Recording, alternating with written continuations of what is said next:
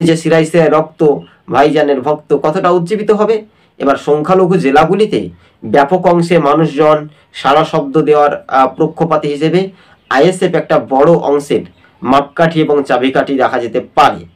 কেননা প্রথম থেকে শেষ পর্যন্ত ভিডিও ফুটেজগুলো দেখার জন্য দর্শক বন্ধুদের সঙ্গে আমরা করজোড়ে আবেদন করছি। কিন্তু হ্যাঁ, এবার বাস্তবে কিছু মূল অংশ আপনাদের সঙ্গে কথোপকথন আমরা প্রকাশ্যে আনছি ক্যামেরার সাহায্যে, ক্যামেরার সামনাসামনি। হ্যাঁ, এবার মনোযোগ দিয়ে শুনবেন। ডায়মন্ড হারবার, এই যে ফলতা বা ডায়মন্ড হারবার, এইসব এলাকাগুলিতে আইএসএফ এর একটা দাপট দেখা যেতে পারে। যদি কিনা সংখ্যালঘু ভোটাররা যদি ভোট দিতে পারে, আর অনেক দেখি আমরা সংখ্যালঘু ভোটাররা মদে মাতাল, তালে ঠিক এক বোতল মদেই বিক্রি হয়ে যায়। বিশেষ করে সংখ্যালঘুদের কথা বলছি, বা যে মণ্ডল বা মসজিদ এইসব মানে আমরা কথাই কথাই বলছি, কিন্তু এইসব এলাকাতে দেখা যাচ্ছে যে একটা ছাপ্পা ভোটের একটা পরিণত হয়ে তারা টাকায় বিক্রি হয়। এবার আইএসএফ কিন্তু একটা মেন ফ্যাক্টর হতে পারে বলে আপনারা দেখছেন আপনাদের প্রিয় চ্যানেল ইনসাফ টিভি, সত্যের সাথে ন্যায়ের পথে। প্লিজ চ্যানেলটিকে সাবস্ক্রাইব করুন আর পাশে থাকা বেল বাটনটি বাজিয়ে দিতে একদম ভুলবেন না। আপনারা দেখছেন ইনসাফ টিভি।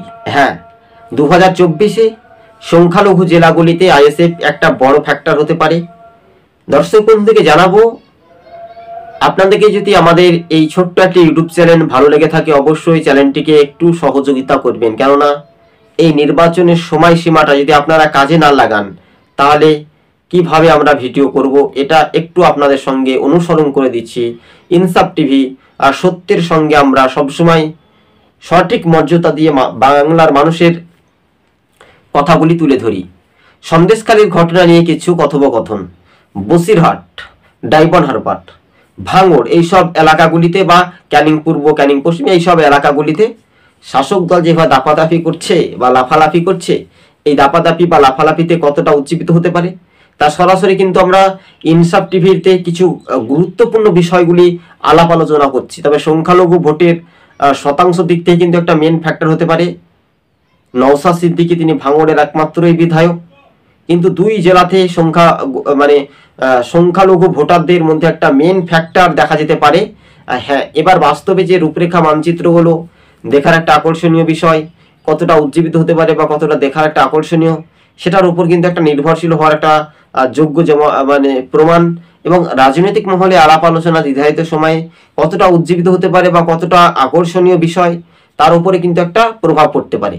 এবার আইএসএফ এর একটা মেন পার্থক্য হচ্ছে যে তারা কিন্তু বাংলাতে ভালোই ফলাফল করার একটা চান্স রয়েছে, যদি কিনা বাংলার মানুষের সুনির্দিষ্ট পরিমাণে ভোট দেওয়ার সঠিক মর্যাদা দিয়ে যদি দিতে পারেন জাতীয় নির্বাচন কমিশন, তাহলে কিন্তু বাংলাতে একটু স্বাভাবিকভাবে পরিবর্তন ঘটবে বলে এমনটাই মনে করছেন রাজনৈতিক মহল। আর রাজ্যবাসীর দোরগোড়ায় কতটা প্রভাব পড়বে তার ইভিএম বাক্সে কিন্তু পরিণত ঘটতে পারে। আইএসএফ তারা কিন্তু সংখ্যালঘু সরাসরি নওশাদ সিদ্দিকীর অনুগামী সমর্থক, কোন তাদের যে সমহিমায় স্লোগান, কেউ আবার স্লোগান দিচ্ছে শিরায় শিরায় রক্ত, ভাইজানের ভক্ত কতটা উজ্জীবিত হবে।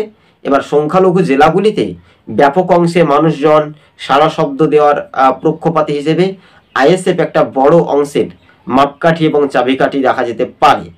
কেননা প্রথম থেকে শেষ পর্যন্ত ভিডিও ফুটেজগুলো দেখার জন্য দর্শক বন্ধুদের সঙ্গে আমরা করজোড়ে আবেদন করছি। কিন্তু হ্যাঁ, এবার বাস্তবে কিছু মূল অংশ আপনাদের সঙ্গে কথোপকথন আমরা প্রকাশ্যে আনছি ক্যামেরার সাহায্যে, ক্যামেরার সামনাসামনি। হ্যাঁ, এবার মনোযোগ দিয়ে শুনবেন। ডায়মন্ড হারবার, এই যে ফলতা বা ডায়মন্ড হারবার এইসব এলাকাগুলিতে আইএসএফ এর একটা দাপট দেখা যেতে পারে।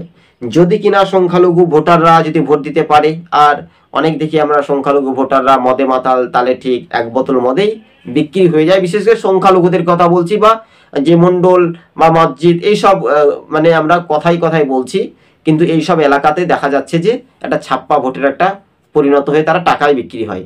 এবার আইএসএফ কিন্তু একটা মেন ফ্যাক্টর হতে পারে বলে